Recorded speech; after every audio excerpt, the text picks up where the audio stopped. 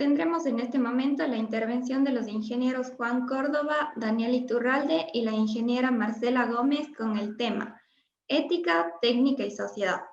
Me permito leer la trayectoria de los ponentes. Juan Córdoba es ingeniero eléctrico por la Universidad de Cuenca. Es máster en telecomunicaciones, en diseño y gestión de proyectos tecnológicos por la Universidad Politécnica de Madrid y la UNIR.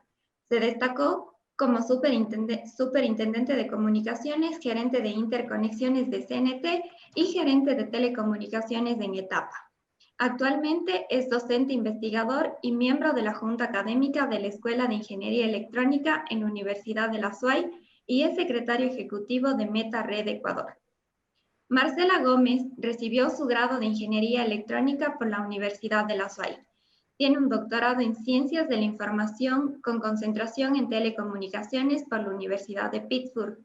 Ha sido docente de la Universidad de la SUAY y Visiting Research Assistant Professor en la School of Computing and Information de la Universidad de Pittsburgh. Actualmente ejerce como Senior Data Analyst de la Universidad de Pittsburgh. Además, es miembro de Center for Governance and Markets y del Grupo de Investigación Technology and Governance Collaborative en la misma universidad. Finalmente, Daniel Iturralde Piedra recibió el grado de Ingeniería en Electrónica de la Universidad de la SUAY. Es magíster en Ingeniería Eléctrica por la Universidad de Santiago de Chile y cuenta con un doctorado en Ciencias de la Ingeniería de la Universidad de Santiago de Chile. Actualmente se desempeña como director e investigador de la Escuela de Ingeniería Electrónica de la Universidad de la SUAY. Para la modalidad de este segundo evento, el ingeniero Iturralde actuará como moderador y atenderá las preguntas al final de la ponencia. Ahora daré la palabra al ingeniero Juan Córdoba, así que bienvenidos. Muchas gracias. Buenas tardes. No sé si se me escucha. Gracias. Sí, Buenas tardes con todos, estimados estudiantes, compañeros profesores, autoridades y amigos que nos acompañan en esta tarde. Inicio aclarando que no soy un experto en temas relacionados con la filosofía, pero sí he aprendido de las experiencias positivas y también negativas durante muchos años de servicio al país en el área de las telecomunicaciones y también en la docencia universitaria.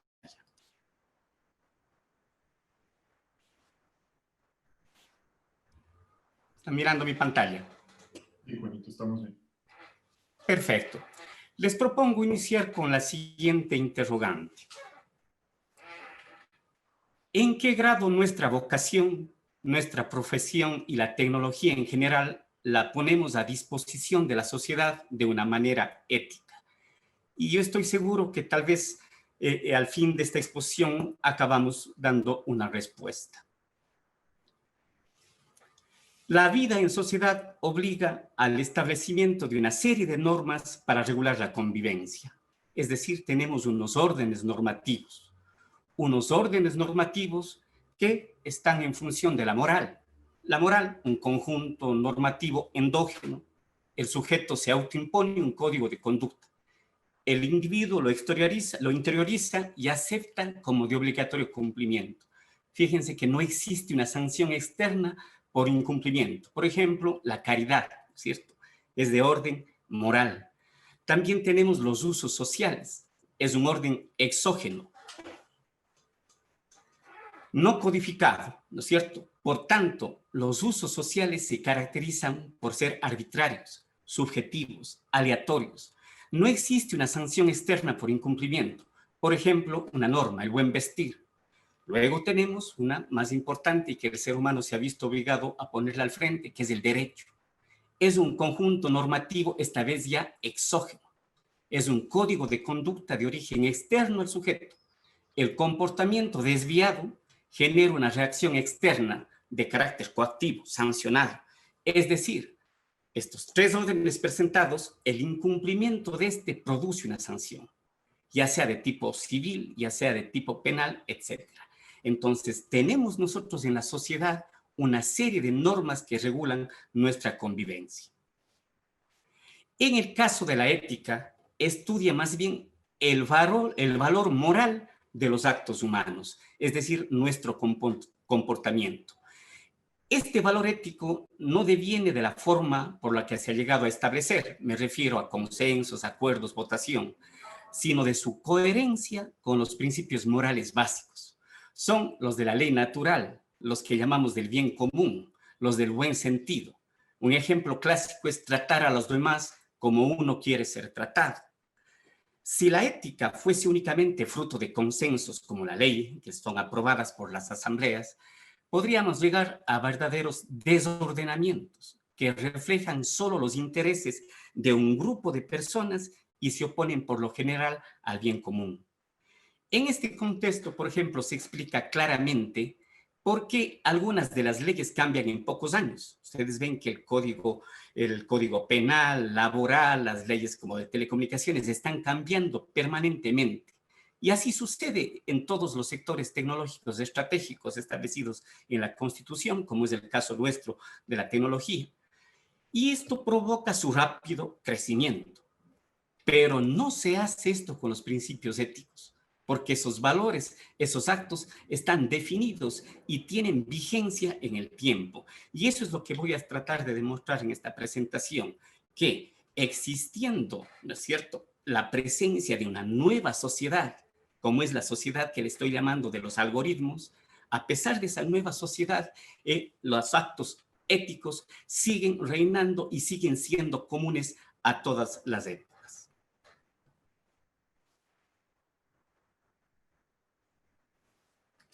Continúo. Pocas épocas en la historia humana han expresado tanto interés por la doctrina moral, como se debería manifestar justamente ahora. En Occidente se podría señalar dos momentos similares. La sociedad griega en el siglo V antes de Cristo, en la época de Sócrates, y al final del siglo XVII, la cultura europea, en el tiempo del filósofo Kant.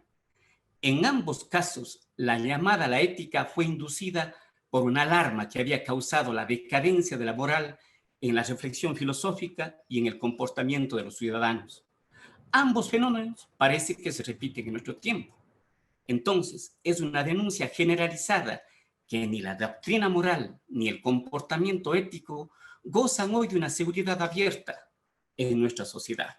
En efecto, políticos de diversas tendencias ideológicas, economistas, sociólogos, filósofos, los responsables de la vida cultural, social y en general todas las personas debemos levantar la voz de alarma en este vacío de valores éticos que padecen amplios sectores de nuestra cultura y que basta ver un noticiero cada semana para enterarse de todos ellos. Para nuestra comunidad, para la comunidad UDA y de las universidades que están formando parte de este congreso, afortunadamente el tema está siendo abordado por el programa de ética de la Universidad de la SUAY. ¿Para contribuir con qué? Con procesos académicos relacionados con la investigación, con la docencia, con el servicio, con la sociedad, con la gestión universitaria. Entonces, nosotros estamos afrontando este hecho.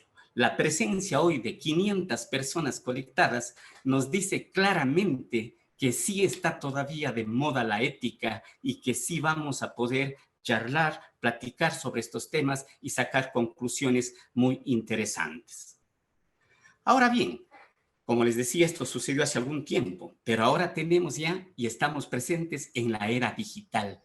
Y hay que tener presente esto, que todos los indicadores y todo lo que hagamos para cambiar, ¿no es cierto? Como explicaba hace un momento el decano, cambiar estos temas tan importantes como eliminar el hambre, tenemos que hacerlo dentro del contexto. El contexto es que estamos en una era digital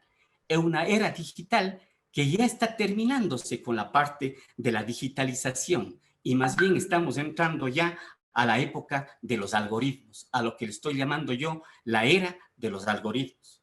Esto comenzó con la proliferación de las comunicaciones y los datos. Su reinado fue de 1970 a 2010 y ahora, como les decía, hemos entrado en la era de los algoritmos, cuyo objetivo es crear procesos automatizados para convertir información en conocimiento procesable, ¿cierto? Yo les voy a dar aquí unos datos muy interesantes. El 80% de las transacciones para distribución de recursos de todo tipo son decididas por inteligencia artificial, no por personas, por algoritmos, el 80%. El 99% de las decisiones de una red eléctrica, reparto de carga, son tomadas por inteligencia artificial, que localiza en tiempo real quién necesita energía. Un dato curioso, la mitad de los matrimonios en Estados Unidos empieza en un sitio en línea, ¿sí? Donde un algoritmo inteligente sugiere a quién debe conocer la persona en función de su perfil.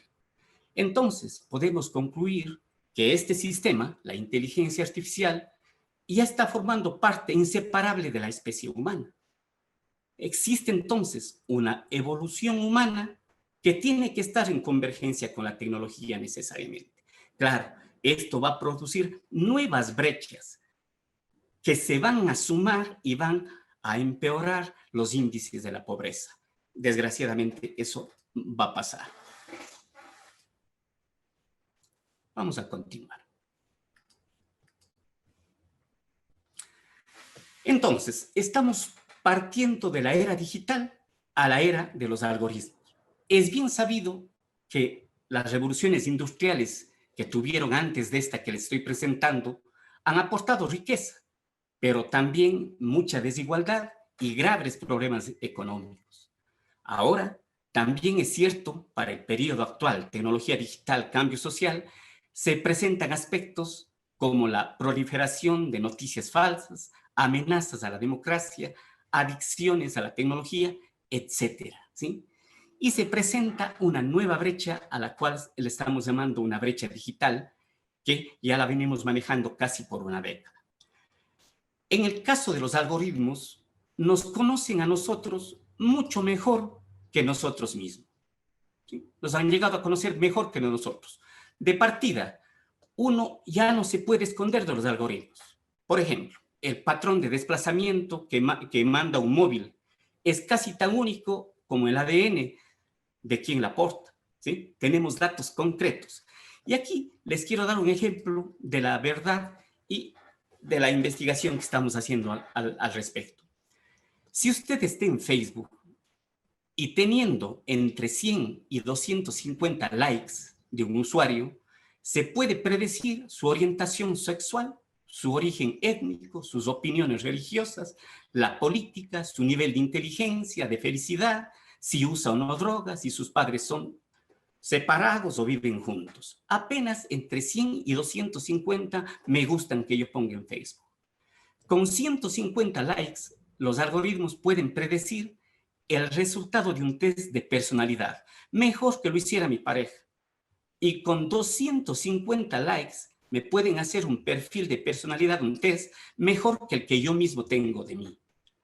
Otro ejemplo de estos, de inteligencia artificial, es el deepfake o ultra falso. Miren ustedes, esta palabra es un acrónimo formado por dos palabras, la palabra fake, de falso, y deep learning, ¿no es cierto?, como conocimiento profundo. Es una técnica de inteligencia artificial que permite editar videos falsos de personas aparentemente reales, basados en videos o imágenes existentes. Afortunadamente, por ejemplo, en Estados Unidos fue prohibida esta tecnología, pero imaginen ustedes crear videos que representen historias que puedan ser creídas por todos nosotros y que sean difíciles incluso de que las mezclemos con noticias irreales. Sin embargo, nos están engañando. A donde quiera que vayamos o hagamos, estamos dejando lo que ahora lo llamamos nuestra huella digital, ¿sí? Ya no es la huella física, ya no es lo de la retina, ¿no es cierto? Es nuestra huella digital, porque estamos dejando cada vez que actuamos en las redes un patrón de datos involuntarios. En cada paso que damos, estamos dejando lo que ahora lo estamos conociendo como la huella digital. Y esta huella digital nos va a llevar a algo, a la economía de la atención, ¿sí? Esta economía de la atención estudia el comportamiento social y lo convierte en tecnología. ¿Para qué? para atrapar nuestra atención. Fíjense ustedes, por eso es que ahora se utilizan mucho las redes sociales realmente para llegar a los jóvenes, pero hay que darnos cuenta que es una técnica mediante la cual están atrapando nuestra atención para finalmente tratar de cambiar nuestro comportamiento. Les puedo dar muchísimos ejemplos de Google, de Apple, de Amazon, de Facebook, de Microsoft, haciendo lo mismo. Realmente esa es la nueva sociedad. Por un lado, tenemos que estar conectados para disfrutar de las comodidades que nos puede dar esta sociedad, ¿no es cierto? Y no podemos estar desconectados a pesar de todas estas complicaciones. Vamos a continuar. En esta lámina yo he previsto algo que lo venimos pensando en el programa de ética y decimos, ¿cómo vamos a hacer frente a esto? ¿Cierto? Entonces yo les quiero presentar un criterio que yo tengo y le he llamado la caja de herramientas, ¿cierto? Tenemos una caja de herramientas que nos va a servir para distinguir de manera natural la moralidad de nuestros actos. La mayoría de ellos buenos, pero también malos, sabiendo que son actos plenamente consentidos. Esta caja de herramientas personal que tenemos que aprender a abrirla y coger sus elementos, yo la percibo inicialmente, bajo mi criterio, con 4 elementos. 2 de esos elementos hago referencia en esta lámina y otros 2 los voy a hacer referencia al final de la presentación. El primer grupo de herramientas de la caja son los elementos humanos. Los elementos humanos, ¿sí?, que forman parte intrínseca de nosotros. Ahí tenemos el soma, ¿no es cierto? Parte nuestra es el soma, es nuestra afectividad. Ahí están nuestras pasiones, nuestros sentimientos, nuestras emociones. Está nuestra corporabilidad, ¿no es cierto? Entonces también están los sentidos, los deseos, las tendencias instintivas. Es decir, está la parte irracional nuestra. Afortunadamente también tenemos la otra parte, ¿cierto? El psiqui. ¿Sí? El psiqui, en cambio, está formado por el intelecto. Dentro del intelecto está nuestra inteligencia. ¿Para qué? Inteligencia para descubrir la verdad. Está la voluntad. ¿Voluntad para qué? La voluntad para decidir nuestras acciones, ¿no es cierto? Y está la memoria también para poder recordar de la historia y construir el futuro en función de ella. Estos son los hechos trascendentes. Entonces, miren, el primer elemento de la caja de herramientas puede ser controlado plenamente por nosotros. El segundo elemento, que a veces la juventud lo tiene como pasado de moda en algunos de los aspectos, son las virtudes humanas, las cuales deben ser estudiadas uno a uno. Algunas de ellas, capaz que algunos jóvenes ya ni siquiera las escucharon, pero están la sinceridad, la justicia, el orden, la obediencia, la paciencia, la generosidad, les decía los pasados de moda, el pudor, la sobriedad, la prudencia, la humildad, el optimismo, la templanza. Sin duda, son los segundos elementos de la caja de herramientas que nos van a permitir, ¿no es cierto?, desarrollarnos dentro de esta nueva sociedad. Como ejemplo, la templanza. La templanza, si usted se propone algo y no lo hace, es una virtud no bien desarrollada de la templanza. Y esto causa tristeza. Una joven de 15 años que está con sobrepeso, por ejemplo, puede decir, yo tengo que no comer y voy a bajar de peso porque la sociedad me obliga a ello. Entonces, si no tiene la suficiente templanza y tiene formada esa virtud, no lo va a poder hacer, ¿no es cierto? Y no lo va a poder hacer y luego, ante esta falta de templanza, lo que va a sentir posiblemente es tristeza. La persona que les puse en la foto, capaz que la reconocieron antes muchos, es Marie Curie. Pienso que tenía bien desarrollados estos elementos de la caja de herramientas que yo les propongo. Ahora bien, dada mi formación, me referiré a las telecomunicaciones, pero esto es aplicable a toda la ingeniería y a todas las profesiones. Vemos en el caso de los ingenieros que existe un ecosistema que está formado y donde nosotros actuamos. Y somos responsables de ellos, como vimos en las láminas anteriores, porque las decisiones las tomamos nosotros. La investigación, el diseño, la fabricación, la estrategia, la operación, la regulación, todo esto está hecho por nosotros, ¿no es cierto? ¿Y para qué? ¿Y para qué hemos hecho? ¿No es cierto? Hemos hecho para poder brindar servicios que tengan, ¿no es cierto?, una calidad adecuada. ¿Qué significa eso? Calidad, disponibilidad, movilidad, ubicuidad, pero también acceso universal y a precios asequibles. Por tanto, esta tecnología que tanto está sirviendo a la humanidad debería llegar a todos. Es por eso que no debe ser solamente una recitación en las constituciones cuando decimos que el Internet debe estar y debe ser un servicio universal. Debemos llegar a todos. Sin embargo, esto está manejado por ingenieros y vemos que tenemos problemas en las telecomunicaciones, problemas con la distribución del espectro radioeléctrico. Recién se está viendo en las noticias cómo alguien está acaparando las frecuencias de radio, las frecuencias de televisión, en desmedro del resto de las personas. Sigamos adelante. Mientras tanto, nos enfrentamos a nuevas sociedades. Una industria 4.0 y la industria de la que hoy les he traído yo, la industria de los algoritmos, ¿cierto? Esto va a producir, si no está bien manejado, una nueva brecha digital. Va a aumentar el analfabetismo digital. Va a haber más diferencia entre los que estamos conectados y no estamos conectados a la red. Y basta analizar un dato muy sencillo. La tasa de penetración de acceso a Internet del sector rural es sumamente baja, no llega ni al 10% de la que existe en el sector urbano. Entonces ya vemos que claramente se puede notar esta brecha entre los conectados y los no conectados. Por tanto, vamos a enfrentar nuevos retos que son propios del desarrollo tecnológico.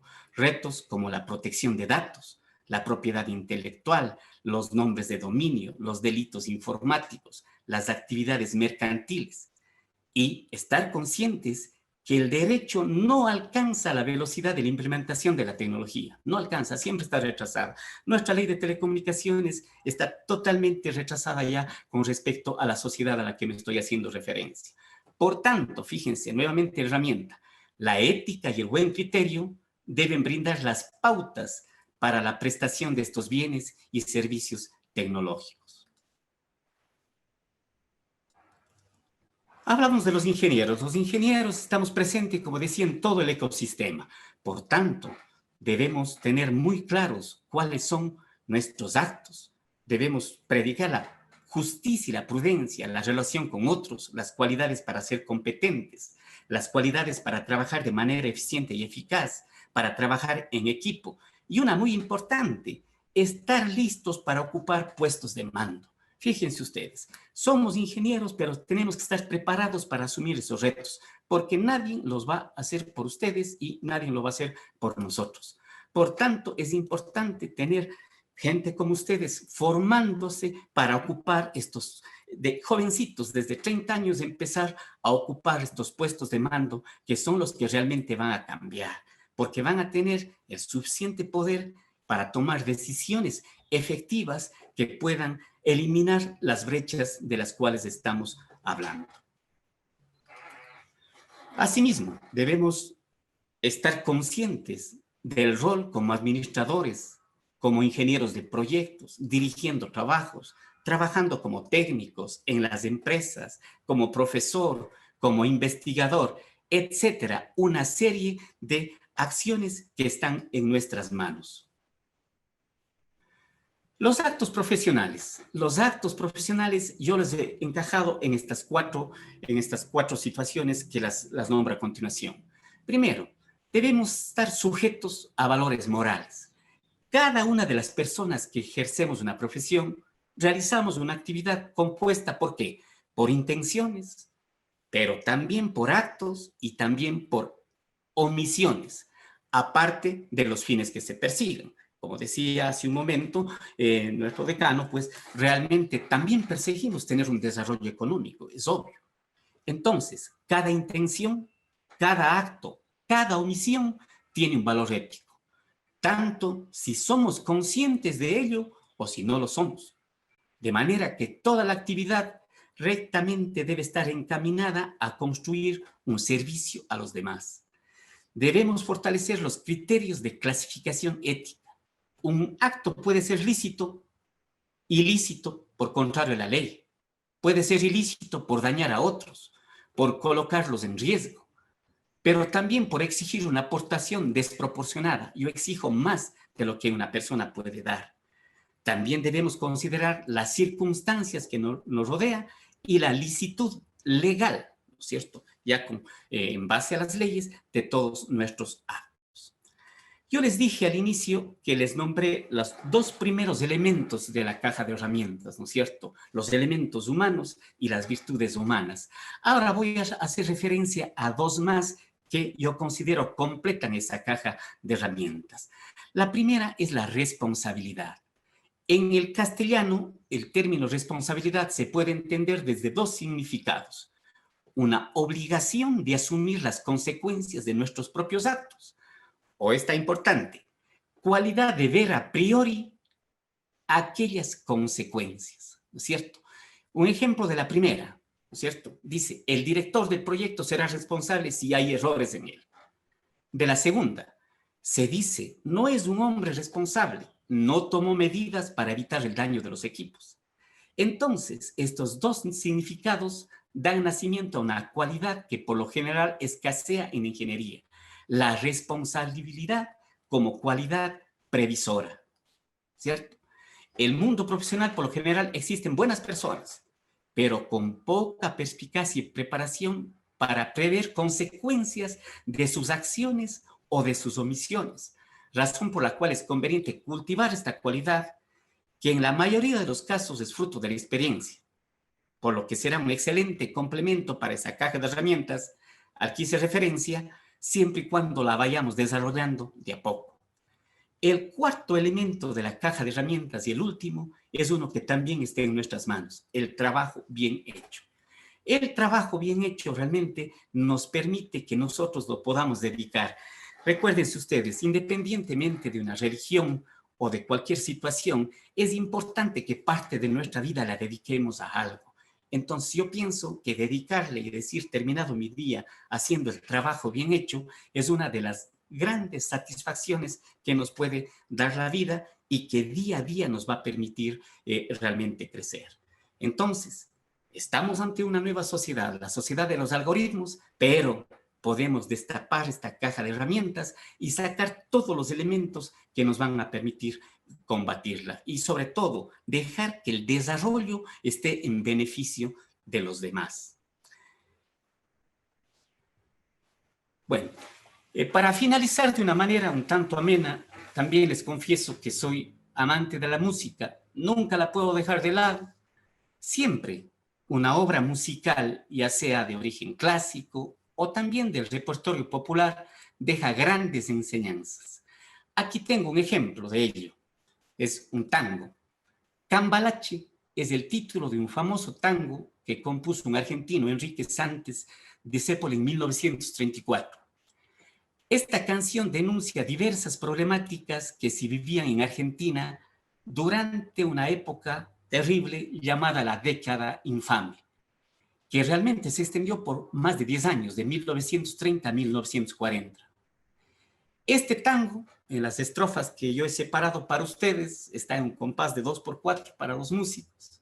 Dice lo siguiente: hoy resulta que es lo mismo ser derecho que traidor, ignorante, sabio, chorro, ladrón, generoso, estafador.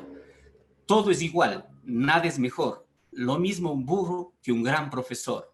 No hay aplazados, ni escalafón, los inmorales nos han igualado.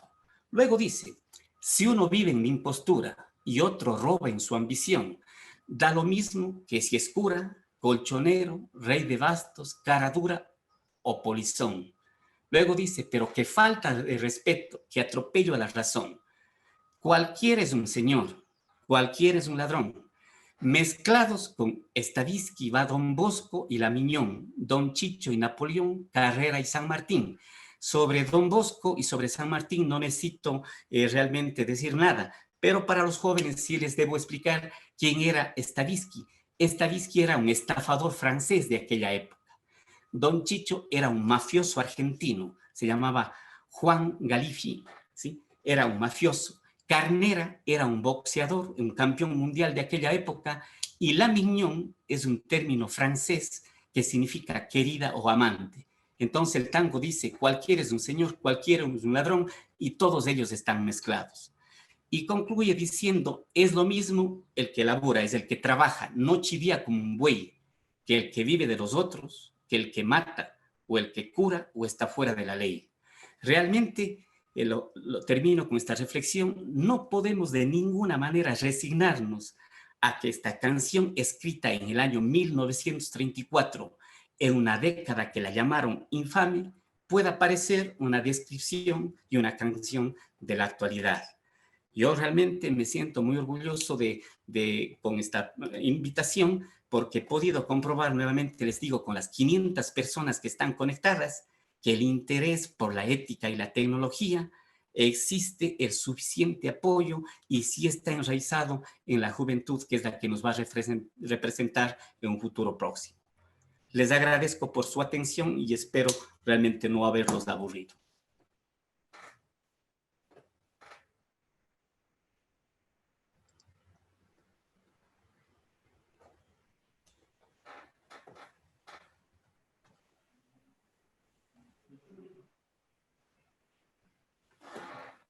Perfecto, entonces en este momento damos paso a la ponencia de Marcela.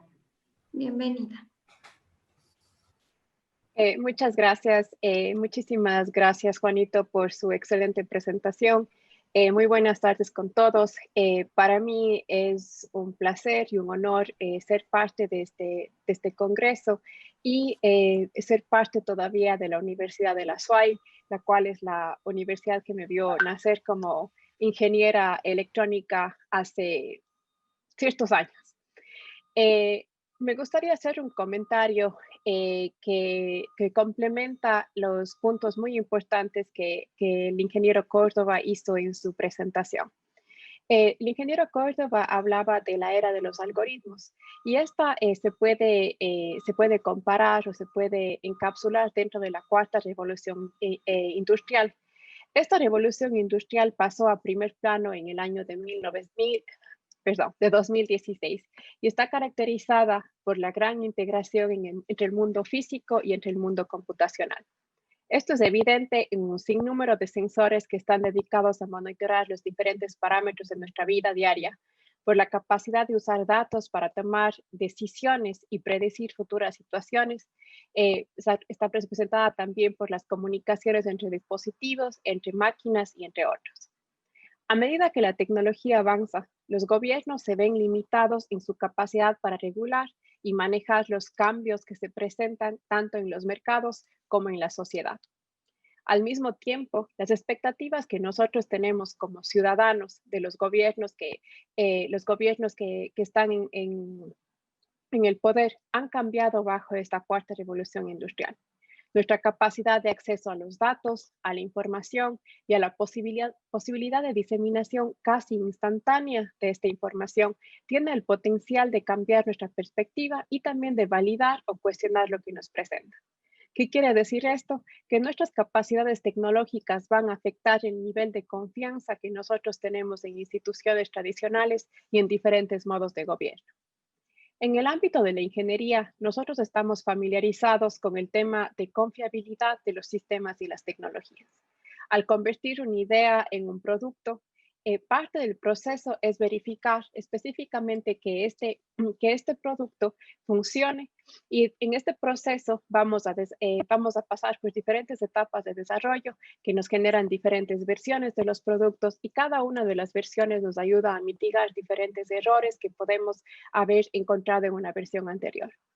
De una u otra forma, nosotros como ingenieros y como personas de ciencia, estamos en una posición privilegiada, ya que nuestra formación nos ayuda a entender cómo funcionan las cosas.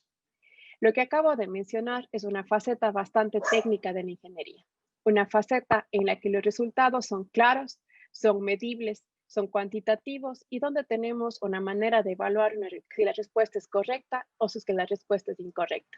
Si la calculadora que desarrollamos nos da como resultado que 2 más 2 es igual a 10, sabemos que tenemos un problema. Como mencionó el ingeniero Córdoba en su presentación, debemos considerar las múltiples facetas y los múltiples roles que nosotros tenemos como miembros de la comunidad. En otras palabras, debemos pensar en el impacto que la tecnología que manejamos tiene en la sociedad. Como un ejemplo puntual, podemos pensar en los sistemas de inteligencia artificial y de machine learning. Si nos enfocamos en el aspecto matemático, que es muchas veces el enfoque que tienen los investigadores, podemos desarrollar modelos de predicción con una exactitud del 99.99% y podemos seguir aumentando el número de 9 al final de esa cifra. Esto significa que vamos a minimizar la utilización de recursos computacionales, vamos a maximizar la velocidad de ejecución y en teoría la fiabilidad de nuestro algoritmo va a ser casi perfecta. Entonces, desde un punto de vista técnico, esto es un algoritmo maravilloso. Pero, ¿qué pasa si es que este modelo está basado en datos sesgados que perjudican a poblaciones vulnerables, tal como nos decía el ingeniero López? ¿Qué tal si este sistema puede ser utilizado únicamente por una fracción de la población y de esa forma aumenta la brecha digital y la brecha socioeconómica y demás que tenemos en los diferentes sectores de nuestra sociedad? ¿Qué pasa si es que este sistema permite la explotación de la información privada de los usuarios? Dentro de este tema hay una frase que encuentro muy cierta, la cual dice que si es que lo que nosotros utilizamos es gratis, nosotros no somos los beneficiarios del producto, sino somos el producto que está siendo vendido. Esto es vital en estos días en los que nuestros datos personales, demográficos, económicos, son utilizados, por no decir explotados por diversas compañías. El ingeniero Córdoba nos dio muchos ejemplos desde temas de electricidad, desde temas de cómo se manejan los diferentes tipos de recursos que utilizamos, así como también cómo este tipo de datos puede definir y decir a las compañías absolutamente toda la información que ni siquiera nosotros sabemos sobre nosotros mismos. Tal vez no está específicamente en nuestras manos. Mil disculpas por los ladridos, son los problemas de trabajar desde la casa. Tal vez no está en nuestras manos hacer que sistemas legales y gubernamentales se alineen con la tecnología. Sin embargo, lo que nosotros sí podemos controlar como ingenieros, desde nuestra posición privilegiada de conocimiento y con nuestro baúl de herramientas, como decía el ingeniero Córdoba, es que las tecnologías cumplan con las expectativas de los usuarios. Y estas expectativas no son solamente de que si es que funciona o no funciona, de si es que tengo que llevar a reparar mi equipo o no. Esto significa que estas expectativas incluyen también la idea de que la tecnología avance para el beneficio de la sociedad, que esta tecnología esté basada en principios éticos y morales, que nos permiten pensar en las alternativas de gobernanza en estos sistemas, en los que nosotros como usuarios y como ciudadanos demandemos que existan normas que asignen responsabilidades, que se verifiquen acciones y de esta forma aseguren la escalabilidad y permanencia de los mismos. Como decían tanto el ingeniero López como el ingeniero Córdoba, necesitamos que existan consecuencias de las acciones que tenemos.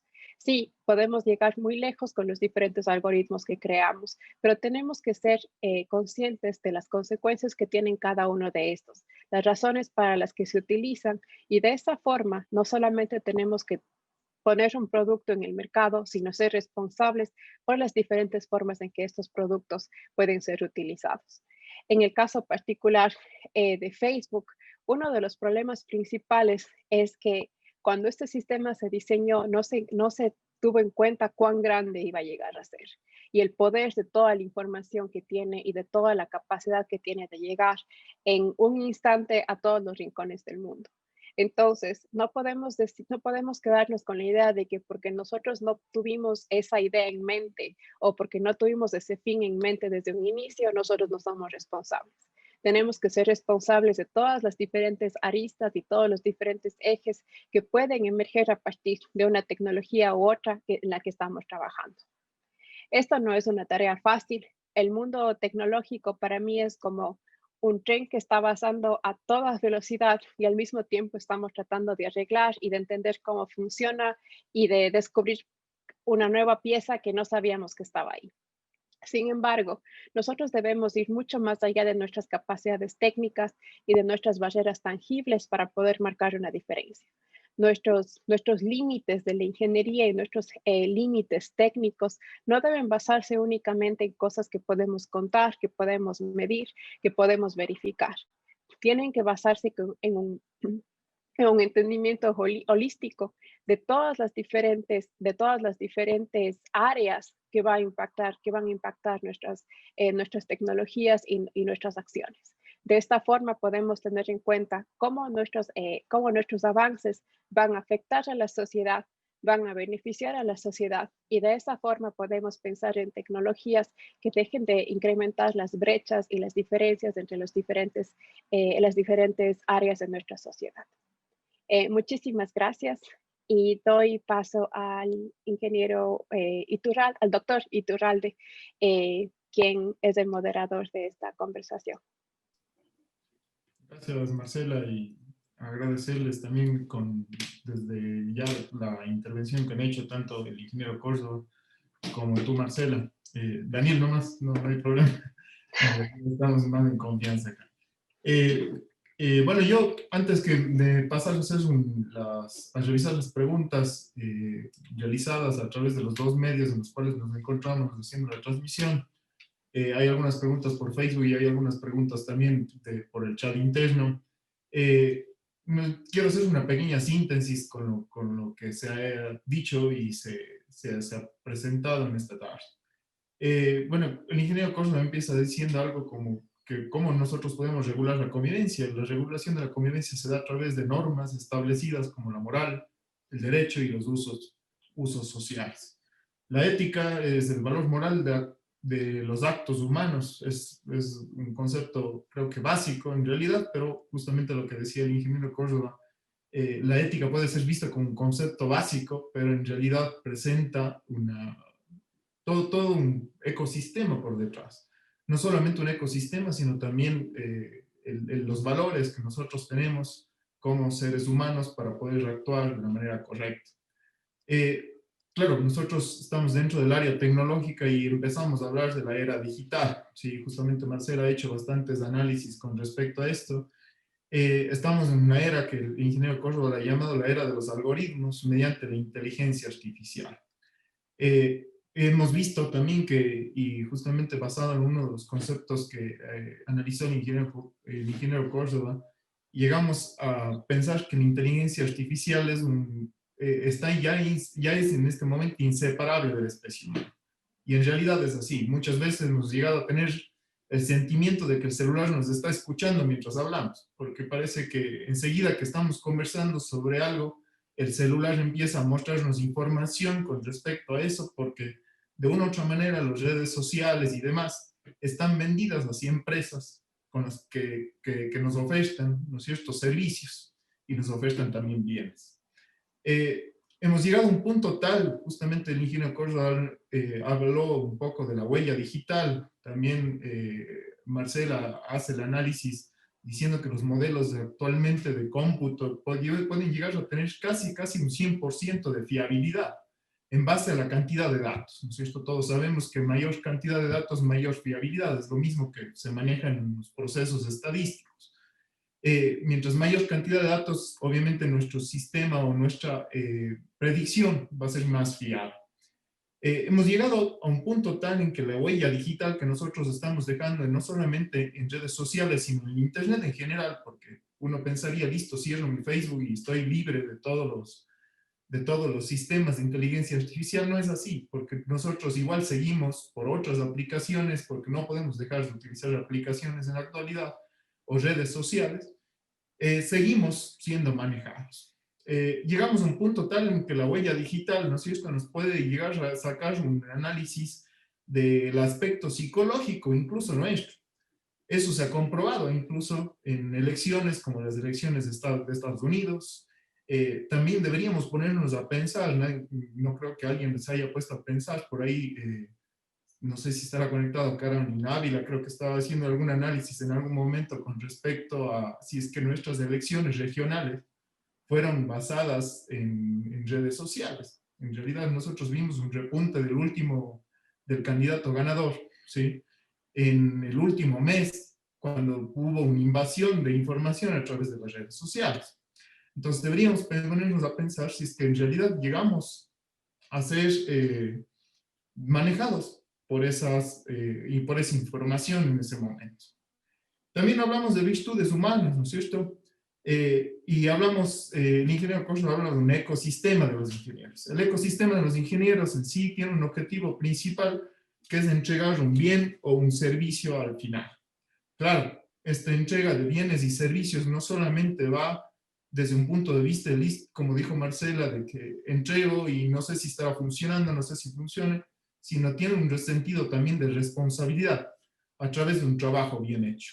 Que creo que es lo que más me impactó de la charla del ingeniero Corso, porque hablamos de un trabajo bien hecho, ¿no es cierto? Y eso se resume en la responsabilidad. Si nosotros sabemos que hemos generado un trabajo bien hecho, obviamente sabemos que hemos sido responsables, que hemos sido conscientes de lo que estamos desarrollando y de lo que estamos haciendo. Hay varios retos tecnológicos a los cuales nos estamos enfrentando y creo que coincidimos todos es en el problema del analfabetismo digital y la diferencia de clases sociales para que nosotros podamos tener esta alfabetización digital. Lamentablemente, los sectores rurales versus los sectores de las zonas urbanas, de una u otra manera están teniendo grandes inconvenientes. Ahí es donde nosotros como universidad justamente estamos incorporándonos para ofrecer servicios de alfabetización digital para sectores de las zonas rurales. Creo que eso es un compromiso que nosotros nos hemos planteado en un proyecto que estamos participando con el ingeniero Corso y al cual hacemos extensivo para cualquiera que quiera participar, ¿no es cierto? En el que nosotros logremos hacer que esta brecha digital, ¿sí?, se vuelva cada vez más pequeña, más corta. Agradecerles, en este momento voy a pasar a hacer a leer algunas de las preguntas que hemos realizado. Creo que estamos bastante bien con el tiempo. Y empezamos con algunas preguntas que nos han hecho por Facebook. ¿Cómo hacer posible una convivencia social con base a la ética como una actitud ciudadana? Voy a también hacer un poco para que Marcela también pueda participar, y el ingeniero Córdoba. Les voy a ir debatiendo las preguntas en base a lo que más o menos se dio en la charla, ¿no? Entonces, para el ingeniero Córdoba sería esta pregunta: ¿cómo hacer posible una convivencia social con base a la ética como una actitud ciudadana? Realmente, como en alguna otra pregunta adicional la están diciendo, esto pasa por la educación compartida, ¿no es cierto? No únicamente la oficial, la que se recibe en las escuelas, colegios y universidades, sino también la que se recibe en la casa, ¿no es cierto? La que se recibe con nuestros amigos y con las personas más cercanas. Y creo que contesto dos preguntas con esto. Realmente, los que estamos a cargo de la parte educativa, realmente en cada clase, en cada minuto, en cada relación que tenemos con los alumnos, debemos poner por frente estos aspectos de la ética y la moral. Realmente, si los datos no se manejan adecuadamente, usted en una red social puede destruir una persona con un solo mensaje, después de que esa persona ha trabajado por tener una onda, por tener una familia 30 o 40 años. Entonces eso nos tiene que hacer pensar el cuidado y la ética con la que debemos manejar las cosas. Caso contrario, no vamos a poder identificar la verdad de la mentira. Cada que leamos un mensaje de Facebook, podremos decir que es verdad, podremos decir que es mentira, no vamos a llegar a una conclusión. Y eso sería lo malo que pasa en este exceso de información. Gracias, ingeniero Jorge. Marcela, nos puedes ayudar con la siguiente pregunta. ¿Cómo romper una sociedad con miedo desde gobiernos opresores que atentan a los derechos humanos a través de actitudes autoritarias, despóticas y represoras, siendo muchos de los que los conforman personas que atentan norma, principio y valor? Este es un problema muy grande que vemos, por ejemplo, en el caso de países como China. Al mismo tiempo que son países extremadamente desarrollados, tienen leyes que son muy represivas y que limitan el acceso tanto de sus ciudadanos hacia afuera de sus barreras geográficas, así como que de otras personas dentro de, o sea, como el ingreso de información hacia el país. Eh, no creo que hay una respuesta específica en cómo se pueden romper estas barreras, pero yo creo que una forma en la que se puede romper el miedo hacia estos diferentes tipos de avances es teniendo una guía desde el punto de vista del gobierno con respecto a cómo se deben utilizar estas tecnologías. Por ejemplo, en el caso de Estados Unidos existe todo un movimiento y todo un proyecto en el que se pretende no quiero decir regular porque no es exactamente regular, pero se pretende entender cómo funciona, por ejemplo, la inteligencia artificial y cómo se pueden establecer diferentes límites de una forma en la que se pueda utilizar para las diferentes áreas que benefician al país, pero al mismo tiempo teniendo en cuenta quién se vuelve responsable sobre las diferentes facetas y los diferentes ángulos en los que estas diferentes tecnologías pueden impactar. Una sobreregulación no va a permitir el desarrollo de las tecnologías y así como también la falta de regulación, la falta de supervisión puede hacer que muchas de estas cosas lleguen a límites que no se tenía pensados. Es por eso que también debemos repensar en todas las diferentes formas en las que estas tecnologías afectan a nuestra vida, que no son iguales a las que teníamos antes. Todas estas tecnologías han revolucionado las diferentes formas en las que nos comunicamos, en las que nos movemos día a día, las personas con quienes interactuamos, y no podemos esperar que teniendo formas rígidas de control podamos seguir avanzando. Más bien, cuando se tiene formas rígidas de control es cuando emergen voy a hablar de un extremo, pero por ejemplo, un mercado negro, en el caso de extrema regulación de ciertos productos. Entonces, no podemos esperar que se restrinja 100% cuando eso nos aísla completamente de otros países y de otras interacciones. Lo que sí podemos esperar es que se cree un sistema que nos permita como ciudadanos saber a quién podemos recurrir en caso de que tengamos un problema y saber que si es que hay un problema, hay alguien que está a cargo de resolver ese problema. Entonces, no creo que es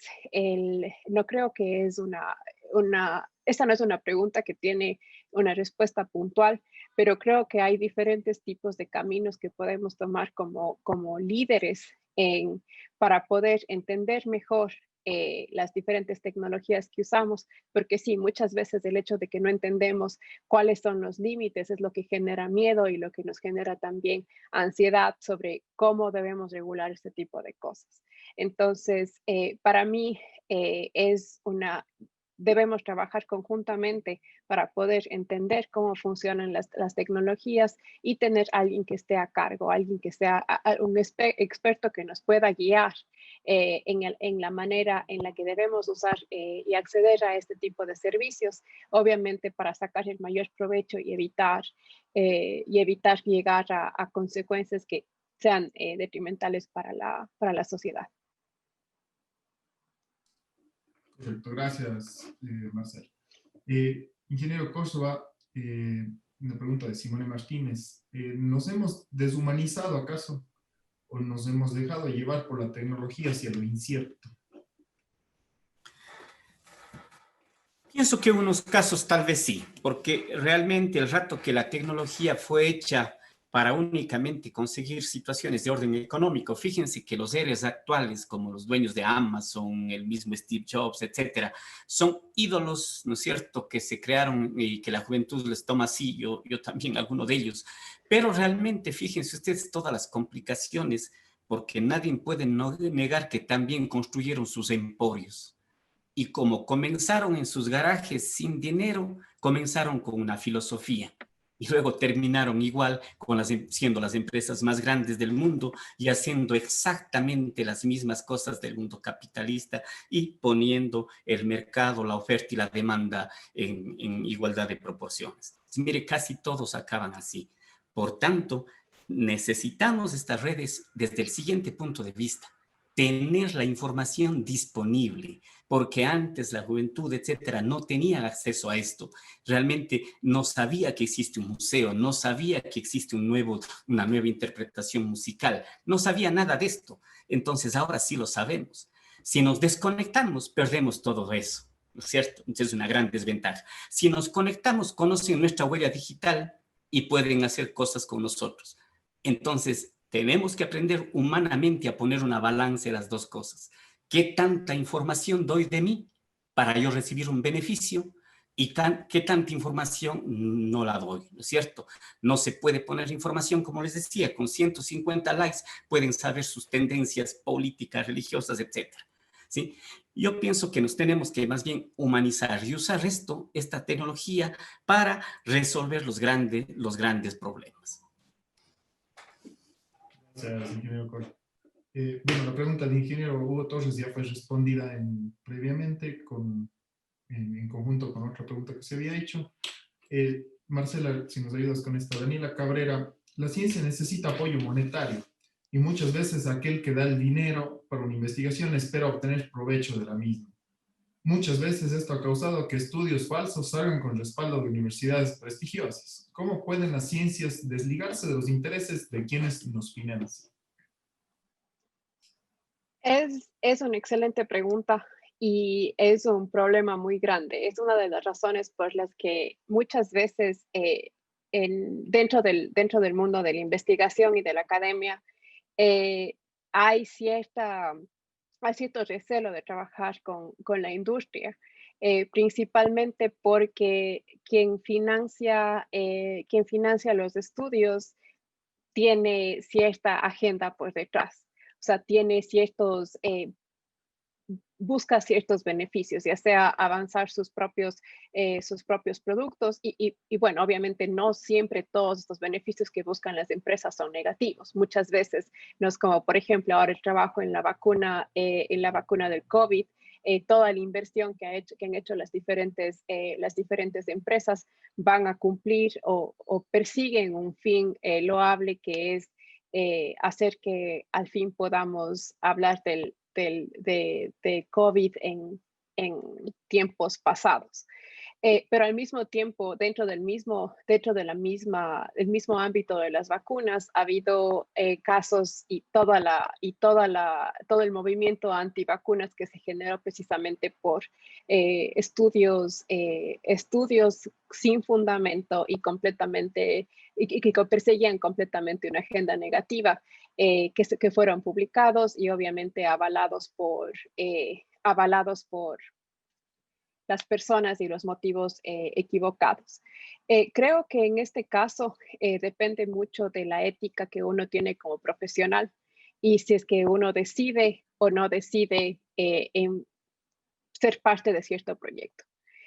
Cuando uno es parte de un proyecto de investigación, cuando uno es parte de cualquiera de estas iniciativas, siempre creo que tenemos la libertad de saber cuáles son nuestros principios, de saber cuáles son los principios bajo los cuales la compañía o la entidad que va a financiar nuestra investigación, cuál es la filosofía que ellos tienen y si eso se alinea o no se alinea a nuestra visión, a lo que nosotros queremos investigar y también a lo que queremos nosotros ser como investigadores, a qué aporte queremos dar al mundo. Sí, la investigación lastimosamente requiere dinero, requiere inversión. Y si es que no tenemos apoyo económico, no podemos tener los equipos, tampoco podemos mantener a estudiantes que trabajen con nosotros y obviamente se limitan todas las posibilidades que tenemos. Pero de todas formas, yo creo que no hay un solo camino para obtener los fondos para investigación. Así como existen todas estas compañías que persiguen objetivos que no van de acuerdo con nuestros principios éticos o lo que estamos discutiendo en este congreso. Existen también muchas compañías cuyos objetivos son son completamente loables y que están destinadas al apoyo de la ciencia. Entonces, creo que si es que no podemos controlar las acciones en cuanto a ética de quienes están financiando que pretenden financiar diferentes estudios, sí está en nuestras manos saber discernir qué queremos perseguir, qué camino queremos apoyar con nuestros recursos, ya sea intelectuales, con nuestra investigación, con nuestra dedicación, y saber decir no a quienes simplemente no se alinean con los principios éticos que nosotros perseguimos. Gracias, Marcela. Para terminar, porque ya estamos un poco pasados incluso con el tiempo, solo hay una pregunta más que me voy a permitir responder yo mismo simplemente para darle cierre. Con relación al manejo de información que se genera en redes sociales, navegadores, mapas, etcétera, ¿existe normativa y regulaciones a nivel nacional y cuál es nuestra situación respecto a otros países? En realidad no. Todavía la única ley que salió lamentablemente fue la de cobrarnos del 12% del IVA para los servicios digitales externos. Esa fue la ley que salió hace poco, e incluso en estas semanas se escucharon ya algunas complicaciones con respecto al tema, porque si es que alguien está comprando un celular en Estados Unidos, también se le consideraba como un servicio digital, pero no era un servicio, es un bien. Entonces, todavía estamos recién peleándonos por este tema de los servicios digitales, del IVA y demás. Entonces, realmente es bastante complejo. La normativa y regulaciones a nivel nacional no se ha establecido a través de redes sociales. Realmente las redes sociales, aquí hay un dilema que incluso he escuchado en Europa, que hay algunas complicaciones, que Europa estaba queriendo poner algunas regulaciones, pero las redes sociales se defienden diciendo, bueno, los servidores no están donde ustedes, están en otro lado. Y empiezan a tener algunas complicaciones con respecto a la forma en la que deberían regular algunas de las situaciones.